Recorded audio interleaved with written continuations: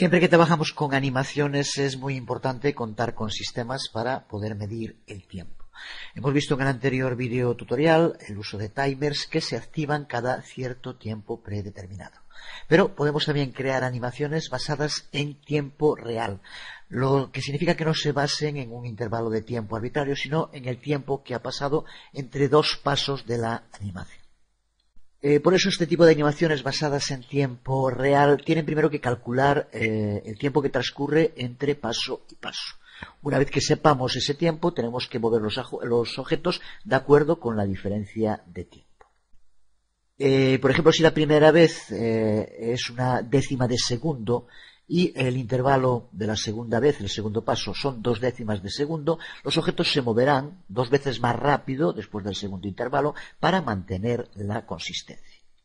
Por tanto, la clave del código que vamos a crear ahora va a ser siempre contar con una variable que contenga el tiempo del último paso. Lo que tenemos que hacer después es restar el nuevo tiempo del anterior para encontrar la diferencia de tiempo entre pasos. Pero para empezar tenemos que saber el tiempo inicial y para eso lo haremos utilizando la función getTimer. Esta función getTimer lo que hace es devolvernos el tiempo, una vez más en milisegundos, desde que FlashPlayer empezó a ejecutarse. Vamos a ver su uso en un par de ejemplos que creo que dejarán claro su utilidad. El modo en el cual vamos a llevar a cabo la modificación en el objeto que tenemos en pantalla es mediante el enter frame. Por tanto, lo que va a marcar el tiempo entre pasos en la animación es el frame por segundo, es el número de fotogramas por segundos. Y con esta opción nos va a permitir que aparezca mucho más realista. Espero que en el video tutorial se vea bien. De todos modos, como siempre, irán los ejemplos, las prácticas con el video tutorial, porque al ser movimiento, como habrás visto, aumenta bastante el tamaño del video tutorial, pero aparte no siempre se puede ver, como en este caso, que sobre todo lo fundamental es que veremos cómo modificando los frames por segundo, la nitidez del movimiento del objeto es mucho más clara a medida que aumentamos la ratio. Y probamos la película, en este momento está a 12 fotogramas por segundo y parece como si fuera saltando, dando trompicones. Sin embargo, si cambiamos aquí, frame por segundo, y ponemos 60, por ejemplo, y la volvemos a probar, ya digo que esto hazlo con la propia película si no se ve bien, pero ahora el movimiento es mucho más fluido y realmente parece que está rodando la pelota. La diferencia respecto al timer que creamos en el anterior video tutorial, que llevaba a cabo una acción repetitiva cada cierto tiempo, pero siempre el mismo tiempo. Aquí va a depender de cuando tenga lugar el evento, en este caso es un enter frame, y por tanto cada vez que se cambie de frame. Y esto lo podemos también regular a través de los frames por segundo que tenga el clip de película.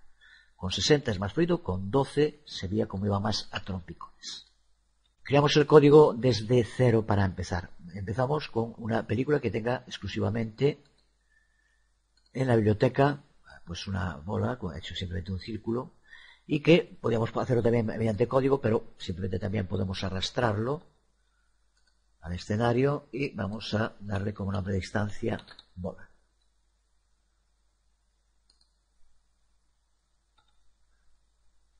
Así que la clave, como decíamos, es contar con una variable en la que vayamos siempre guardando el tiempo del último paso para poder saber la diferencia entre paso y paso. Y para empezar, esa variable tenemos que indicar el tiempo cuando empieza la película, que será por lo tanto el primer paso. Y por eso, como decíamos, vamos a utilizar la función getTimer. Vamos a llamar a la variable última vez y la hacemos para empezar igual a getTimer, que como ya decía antes, devuelve el tiempo desde que FlashPlayer se inició en milisegundos. Y el evento que va a indicar los pasos de la animación va a ser el enter frame, cada vez que entre un nuevo fotograma.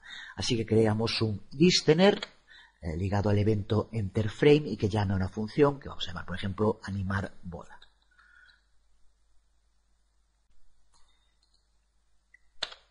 Vamos a crear entonces esa función, que recuerda que va a ser llamada cada vez que entre un nuevo fotograma. Lo primero que vamos a tener que saber es la diferencia de tiempo de fotograma a fotograma. Por tanto, vamos a tener que crear una variable que vaya restando de getTimer al valor que tenga última vez. getTimer nos devolverá el tiempo total y última vez el tiempo transcurrido hasta el anterior paso. Con esa resta tenemos el tiempo pasado entre los dos últimos pasos, que es lo que necesitamos. Que en este caso son los dos últimos fotogramas, el paso de un fotograma a otro. Creamos, por tanto, esa variable a la que llamamos differTiempo, por ejemplo, y observa que lo que hace es restar getTimer, que en este momento va a recuperar de nuevo todo el tiempo desde que empezó la película. Y lo restamos de última vez, que es la variable que tiene el tiempo en el momento en que la película empezó. Por tanto, de este modo tenemos la diferencia de tiempo entre que empezó y el primer paso la primera vez. Después tendremos de nuevo este valor, seguimos haciendo la función. Y con cada paso vamos a ir aumentando el valor que tenga última vez con diferencia de tiempo. Si vamos sumándole el tiempo que tiene, que va transcurrido, que cambie desde luego del que tiene aquí al principio. Lo vamos por tanto aumentando, última vez más igual differTiempo. Lo cual ya tenemos ahora en última vez el último tiempo, la cantidad total de tiempo que va a transcurrir. Y ahora lo que hacemos para el movimiento es hacer que la bola se mueva horizontalmente en una cantidad que vamos a poner que sea una décima de segundo respecto a el tiempo transcurrido. Sería por tanto lo que aquí vemos y que es lo que permite que dependiendo de los frames por segundo que tenga el evento, que en este caso recuerda que es el enter frame, cambie también el modo en el que se desplaza la propia imagen, el objeto. Cerramos las llaves y este es el script que, consecuencia del uso respecto a la diferencia de lo que hicimos antes, es que ahora, dependiendo de los frames por segundo que tenga la animación, va a cambiar también el modo en el que se desplaza, porque cada frame por segundo que ocurra va a influir en la velocidad. Esto nos permite que ese movimiento, en este caso de la bola, vamos a verlo ahora en otro ejemplo, otra utilidad que tiene, pero que sea mucho más natural que el que víamos antes, que iba a trompicones. Si lo llevamos a la diferencia máxima, por ejemplo, poner los frames por segundo en 1 frame por segundo,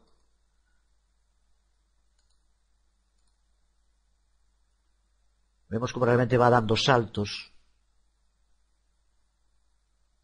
y sin ningún otro cambio. Ponemos, por ejemplo, pues poníamos antes 60, si ve muy bien, pues era más exagerado poner 100. Bueno.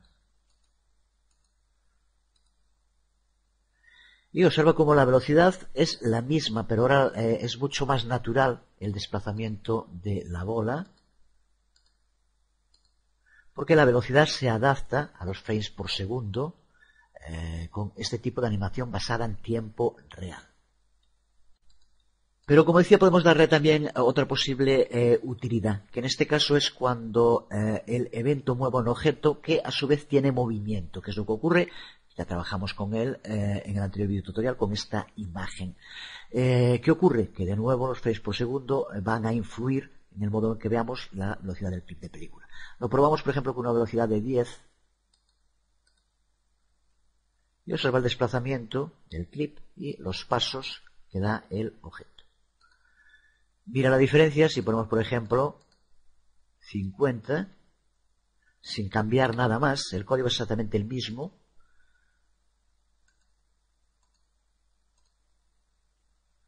Como ahora mueve los pies, pues mucho más rápido. Y lo contrario si pusiéramos 1. A esto es a lo que se refiere cuando se habla de una animación basada en tiempo real, como estamos viendo.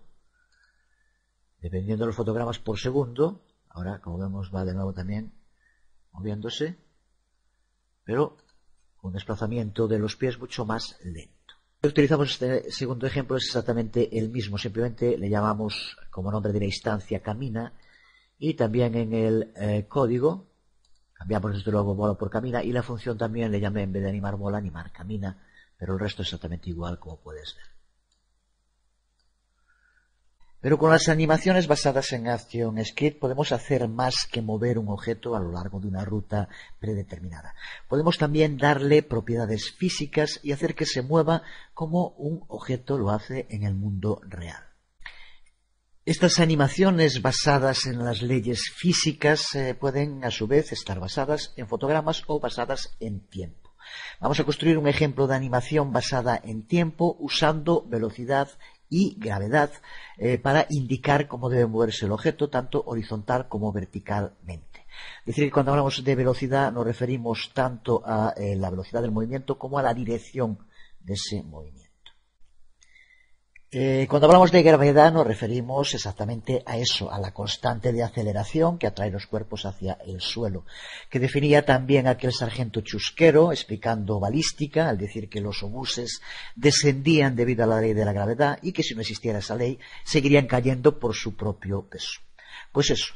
En el mundo real, en el terráqueo, no en el lunar, la gravedad es de 9,8 metros por segundo. Pero nosotros estamos en el mundo del player de Flash, donde todo es medido en píxeles por milisegundo. Desde luego que podemos escalarlo para que coincida con el mundo real o del modo que queramos. Por ejemplo, si un píxel representa un metro, 0.0098 serían 0.0098 metros por milisegundo, que sería lo mismo que 9,8 metros por segundo.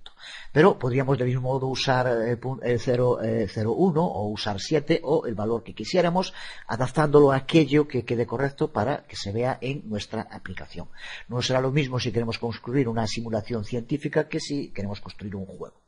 Lo que vamos a construir es algo como esto que aquí tenemos. En lo que movemos el movimiento no solo tiene una velocidad, sino que también tiene una dirección y una caída, como estamos viendo. En esta otra versión lo vemos usando otro tipo de objetos,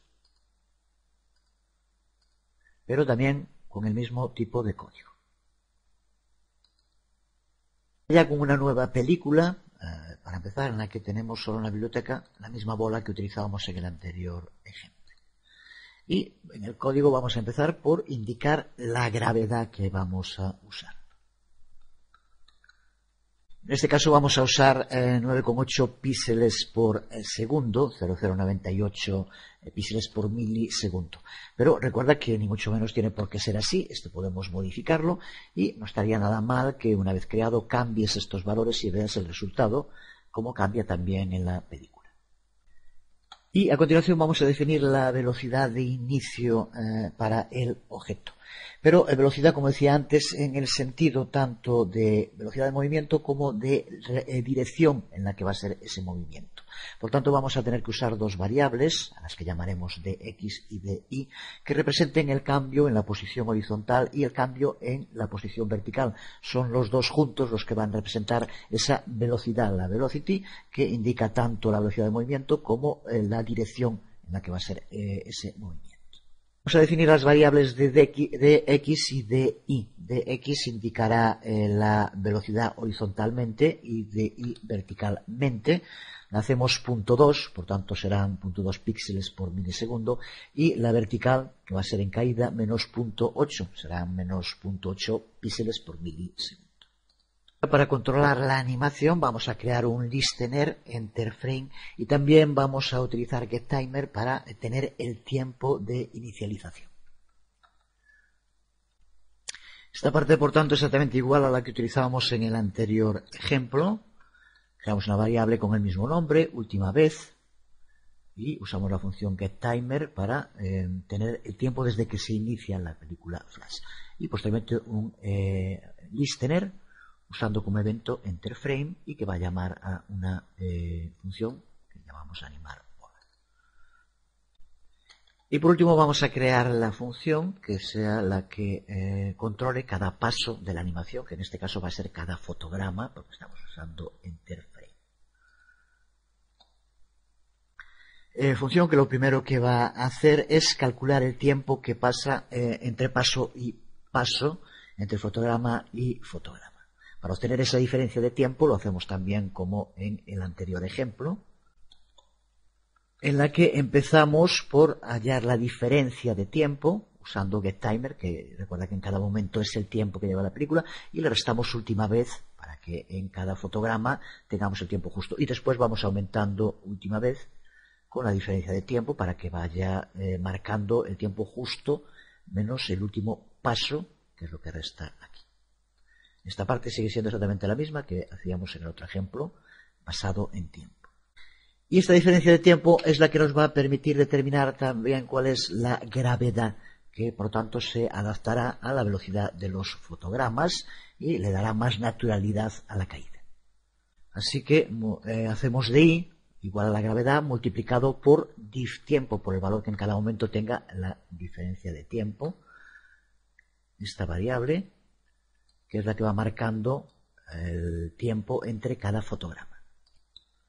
Y por último, el movimiento de la bola, que va a ser de acuerdo con las dos variables de x y de y. Y en ambos casos será la diferencia de tiempo la que determine cuánto tiene que moverse en cada fotograma, que es justo lo que vemos aquí, aumentando por diferencia de tiempo de x o de y. Lo que tenemos que hacer es poner la instancia de bola en el escenario y darle como nombre de instancia bola. Podemos también hacerlo mediante código, de cualquiera de los modos sirve igual. Con esto, si lo probamos, tenemos la bola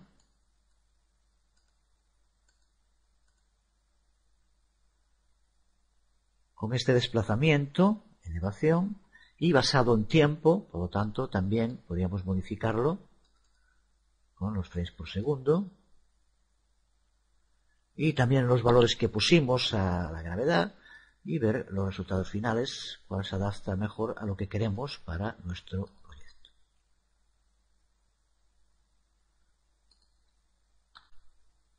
Veíamos también otro ejemplo en el que lo único que cambia es el objeto, el código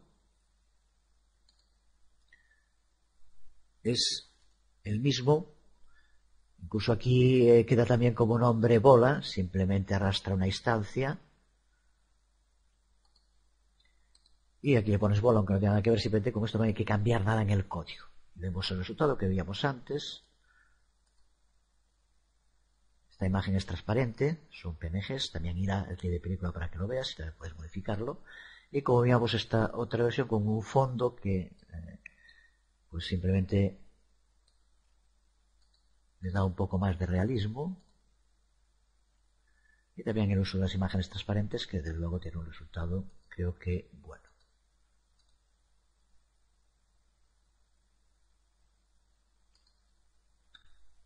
Seguimos viendo objetos y funcionalidades en esta inmersión en ActionScript.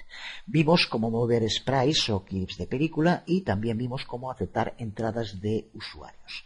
Pues ahora el paso natural, desde luego, es la combinación de ambos, que la interacción del usuario con la aplicación modifique los elementos, los objetos que tenemos en pantalla, que son objetos desde luego, pero es importante recordar que en ActionScript todos son objetos.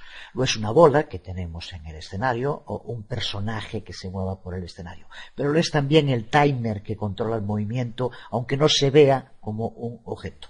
O lo mismo es un objeto, un número, una fecha o un string.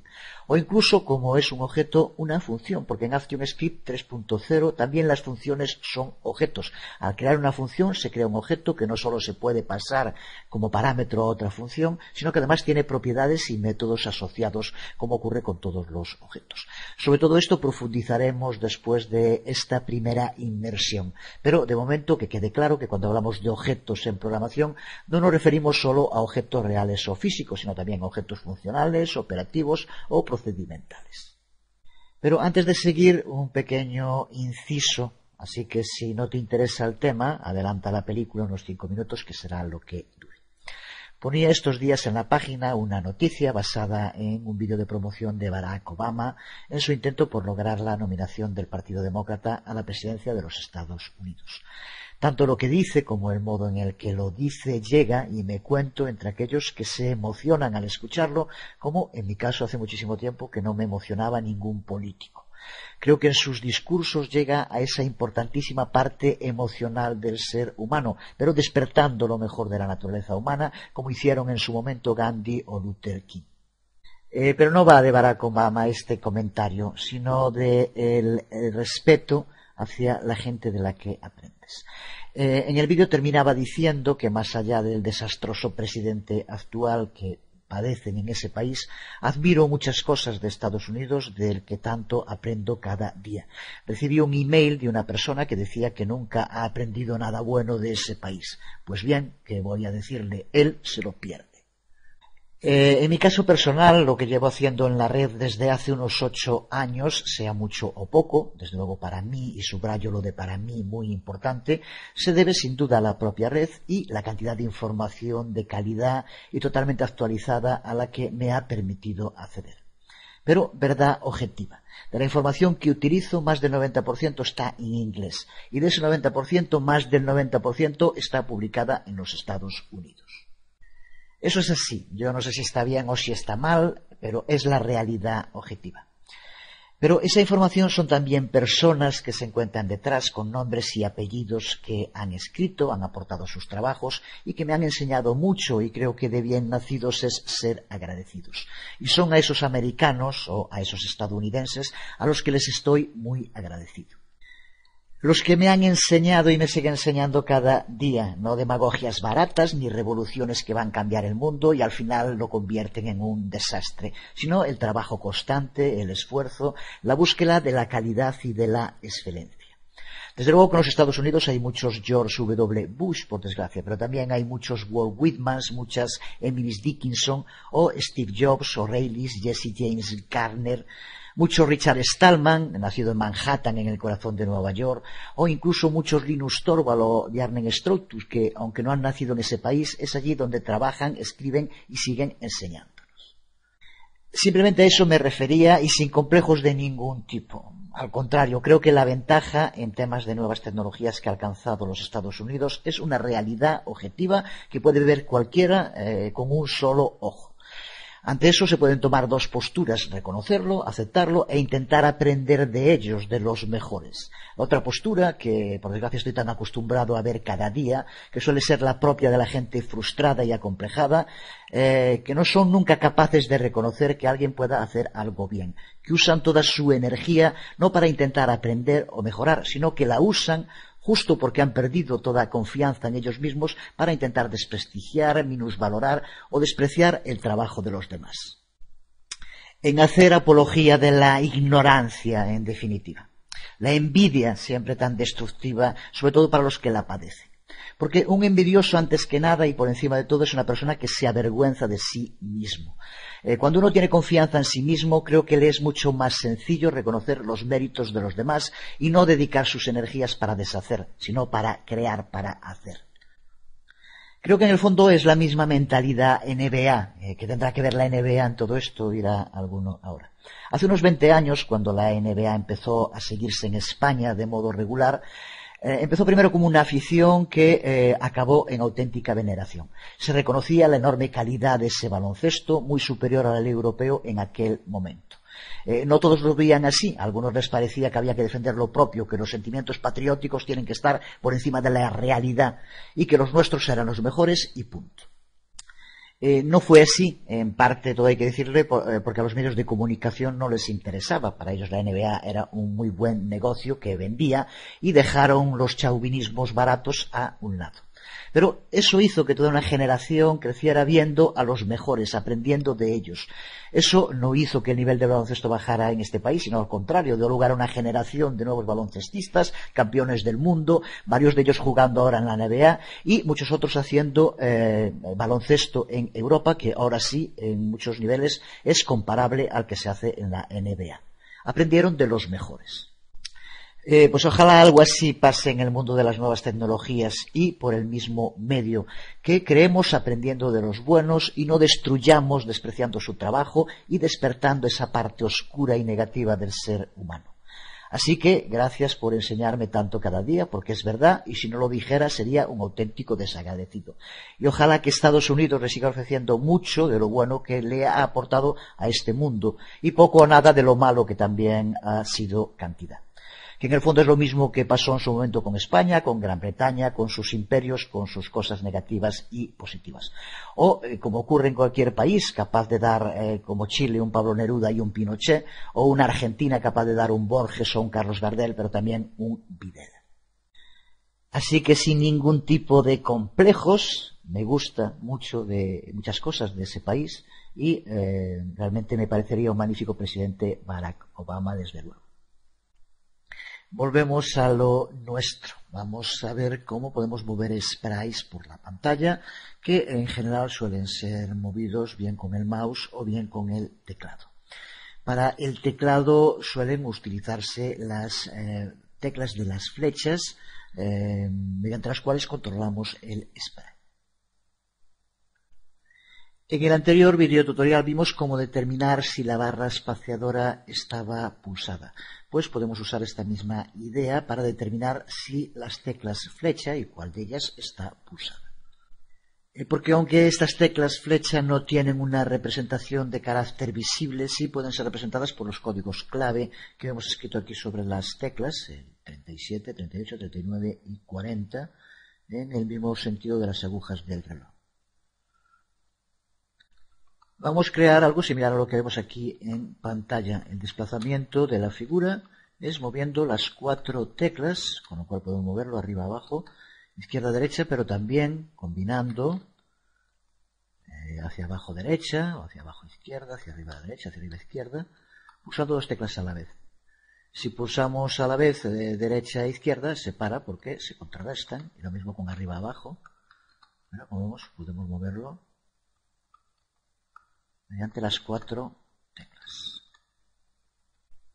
Tanto la figura como los fondos están creados con Poser. No, estamos en un curso de Flash, no vamos a hacer referencia de nuevo a ese programa. Me hacían una pregunta sobre qué versión, cualquier versión de Poser que utilices o cualquier otro programa que te permita generar figuras 3D, aunque yo creo que para este tipo de personajes Poser es un programa magnífico. El fondo también es conseguido a través de Poser. Empezamos con un nuevo archivo desde cero, en el que simplemente tenemos la imagen de un robot, que en este caso es una única imagen PNG, sin ningún movimiento. Y vamos a empezar por crear 4 variables booleanas, una para cada una de las 4 flechas, y vamos a configurarlas de inicio como false. Eso es lo que nos va a permitir detectar el cambio en la pulsación de cada una de las teclas, cambiando de false a true. Así que empezamos llamándoles flecha izquierda, derecha, arriba y abajo. A continuación vamos a crear los listeners. Para esta aplicación vamos a necesitar 3 listeners.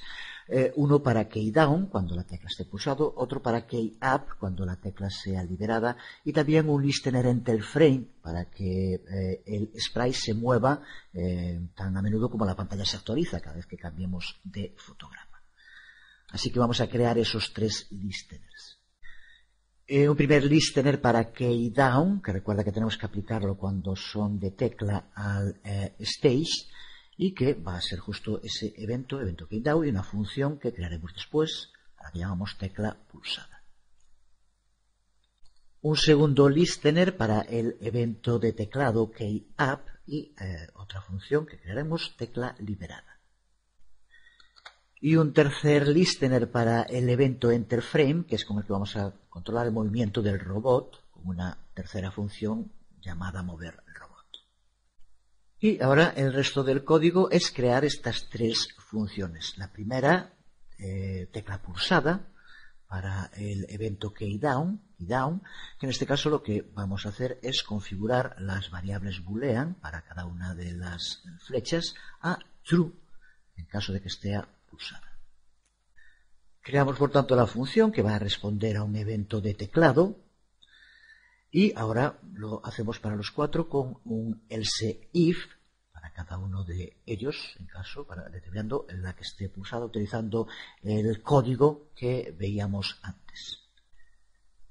Así que lo vemos, un muy sencillo else if, en el que en cada caso hace eso. Si el event key code es el número de la tecla, entonces configura esa variable como verdadera para cada uno de ellos.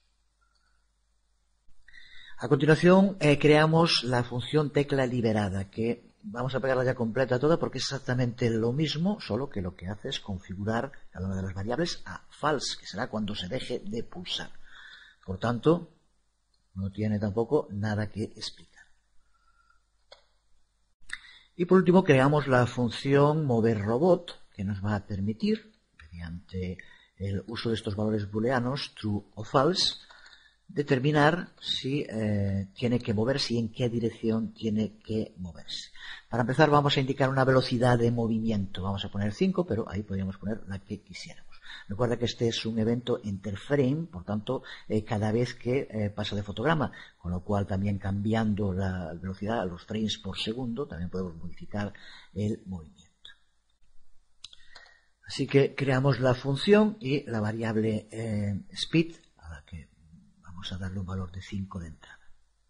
Y ahora también simplemente 4 condicionales en los que, dependiendo si es X o Y, tendrá que ser positivo o negativo el valor que le añadamos a la velocidad, si queremos que se mueva hacia la izquierda, hacia la derecha, hacia arriba o hacia abajo. En este caso, para la flecha izquierda, lo que hacemos es reducir en 5 la velocidad. Y con los otros tres exactamente lo mismo. Con esto, en cada caso, X se desplazará en esa cantidad hacia la izquierda, hacia la derecha, hacia arriba o hacia abajo. Observa que con esta forma de código, al comprobar cada una de las flechas con un valor booleano por separado, es lo que nos permite hacer combinaciones, poder pulsar flechas derecha y abajo, y la figura se moverá, el clip de película se moverá en las dos direcciones. Como decía antes, si movemos a la vez las flechas de arriba y abajo, pues se contrarrestan y simplemente la figura no se moverá. Pues ahora simplemente a la figura, bien mediante código o bien poniéndolo en el escenario y dándole como nombre de estancia robot, que es el que tenemos aquí, ya tendremos el código y la aplicación completa. Como vemos aquí, el robot está en un tamaño muy grande. Podemos reducirlo para que se vea mejor.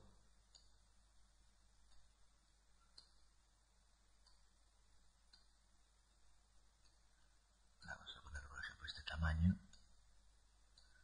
Y como nombre de instancia robot. Y lo probamos.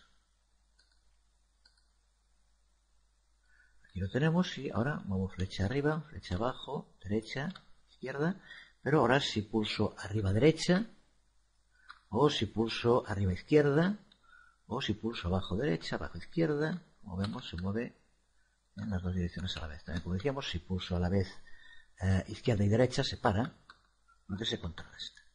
En este caso estamos usando un PNG, la propia figura no tiene movimiento, pero como ya hicimos en el anterior video tutorial, con Poser la podemos crear con movimiento, le podemos poner un fondo y al final es el resultado que vemos en esta otra versión que aquí tenemos, en la cual se carga desde código. Recuerda que simplemente también con AddChild, después de crear una instancia del objeto y haber antes vinculado en la biblioteca.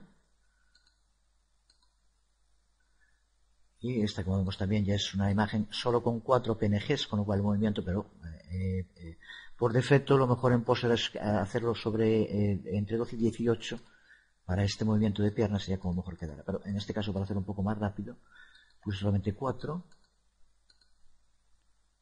Y aquí vemos con un código que es exactamente igual. En el código no hay ninguna diferencia. La única es que colocamos la imagen dentro del código para que aparezca en pantalla. Es este que tenemos aquí. Y el código, observa cómo es exactamente el mismo, con la única diferencia que vemos aquí, para que se mueva esta parte de aquí. Si recuerdas, la utilizamos ya en un anterior ejemplo. Tenemos un stop en el clip de película que ahora mueve los pies el robot para que tenga ese movimiento, y después simplemente le indicamos que en caso de que pulsemos sobre esa flecha, pues que se esté moviendo las piernas mientras lo hacemos. Esto ya también vimos cómo explicar este código, simplemente hacer un go to entre los fotogramas que queremos que se esté moviendo. Otro modo de mover un spray por el escenario es dejar al usuario que lo pulse y lo arrastre. Aquí, en lugar de usar el teclado, vamos a usar el ratón. Cuando el usuario pulse sobre el spray de película, empezaremos a poder arrastrarlo, y cuando el usuario suelte el botón del ratón, pararemos de arrastrar.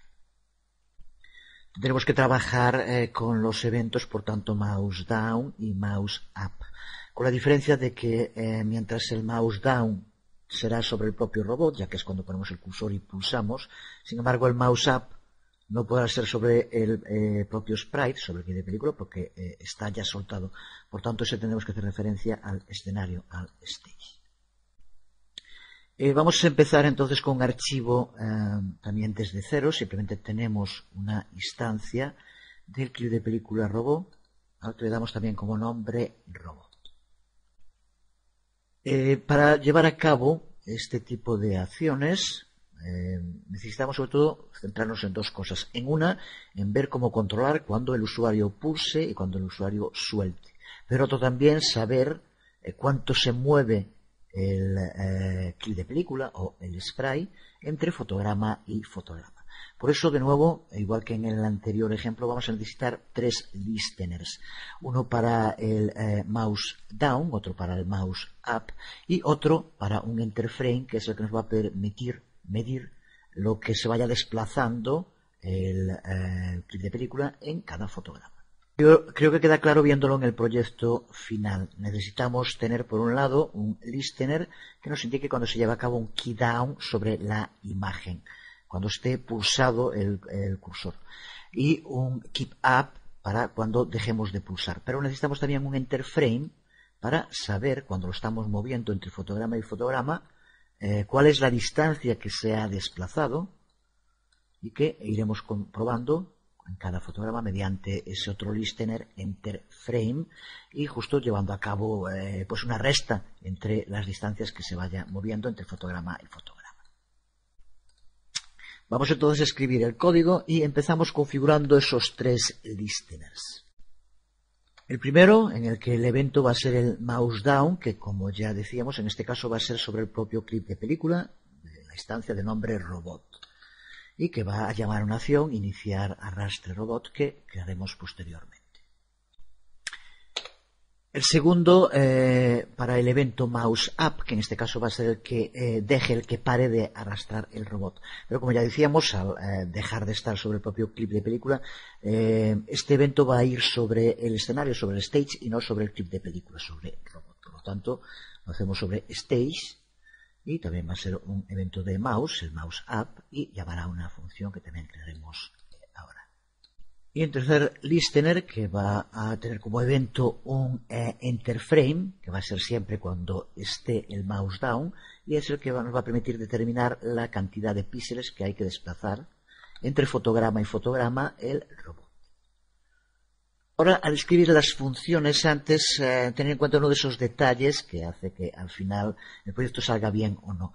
Ahora, cuando pulsemos, lo que queremos es que pulsemos en cualquier sitio que pulsemos dentro del spray o el clip de película se mueva exactamente igual. Sin embargo, para que esto sea así, tenemos que ver la distancia, porque no va a ser lo mismo pulsar aquí abajo que pulsar arriba, pulsar en una esquina. Por tanto, para que el movimiento se mantenga tal como queremos, tenemos que saber la distancia entre el punto 00 del clip y el clip en el que ponemos el ratón. Sabiendo esa distancia, esa diferencia, nos permitirá que el movimiento se mantenga estable, ya que si no lo haría siempre con respecto a su punto central. Así que antes de crear las funciones vamos a crear una variable, a la que llamaremos así, balance pulsación, que lo que va a hacer es indicar esa distancia entre la localización que tenga el punto central del spray y donde pulsemos con el puntero, que tiene que ser dentro del clip o del spray, pero puede ser en cualquier punto dentro del mismo. Esta variable la vamos a usar para una segunda cosa. Cada vez que el evento enterframe tenga lugar, por lo tanto se dispare este listener, tenemos que saber si se está arrastrando o no el clip en ese momento. Y para hacerlo usamos también esta variable balance pulsación. La hacemos igual a point y de entrada nulo. Eso significa que de entrada no estamos pulsando y arrastrando el clip. Pero en el momento en el que se pulse, entonces nos servirá también para determinar, para saber cuando cambie el fotograma, que estamos pulsando y arrastrando. Para empezar, la función que se va a disparar cuando se pulse sobre el clip de película. Por lo tanto, iniciar arrastre robot. En ese momento tenemos que configurar balance pulsación el lugar donde pulse el usuario con el puntero dentro del clip de película. Para eso vamos a utilizar las propiedades local X y local Y. Aquí vemos esta función, iniciar arrastre del robot, en el que hacemos balance pulsación y le damos event local X y event local Y como la localización. Y a continuación creamos la función cuando se deje de pulsar sobre el clip, que en este caso lo que tenemos que hacer es balance pulsación igual a null, lo que indicará en el siguiente fotograma que ya nos está arrastrando el clip de película, que es lo que queremos conseguir. Por último tenemos que crear la función que se va a disparar con cada fotograma que pase con el enter frame. Y en este caso, como vemos aquí en esta primera parte, lo que vamos a utilizar es un if que empiece por comprobar si balance de pulsación es distinto de null. Si es null, simplemente nos está pulsando y no pasa nada. En caso de que se esté pulsando, sea diferente de null, entonces es cuando tenemos que llevar a cabo el arrastre. Entonces es aquí ahora donde tenemos que indicar ese balance. Hay que indicar dónde está mouse X y mouse Y, pero también teniendo en cuenta la diferencia dentro del clip de película entre el centro del clip y donde se pulsó, para que tenga ese movimiento realista, porque si no, como ya decíamos, iría siempre con respecto al centro, sin tener en cuenta dónde pulsamos. Por tanto, para eso lo que hacemos es la posición de X igual a donde esté mouse X, menos el balance, que es la distancia entre el punto 00 del clip de película y el lugar donde pulsó el puntero del ratón. Con esto tenemos ya todo el código y tenemos el movimiento natural que queremos. Pulsemos donde pulsemos en el clip de película, como vemos lo movemos, ya que siempre va a determinarse esa distancia y que no parezca que lo estuviéramos moviendo siempre como si pulsáramos aquí en el centro. Realmente parece como lo movemos si arrastramos desde la esquina, como si estuviéramos tirando desde la esquina. Si no, de otro modo se movería, pero parecería que siempre estábamos moviendo desde el centro, pusiéramos donde pusiéramos el puntero. Por tanto, para hacerlo más realista, vemos el resultado. Si quieres ver lo que ocurriría del otro modo, pues simplemente quita lo del balance y verías cómo parecía si lo moviéramos de cualquier sitio, siempre desde aquí, desde el centro.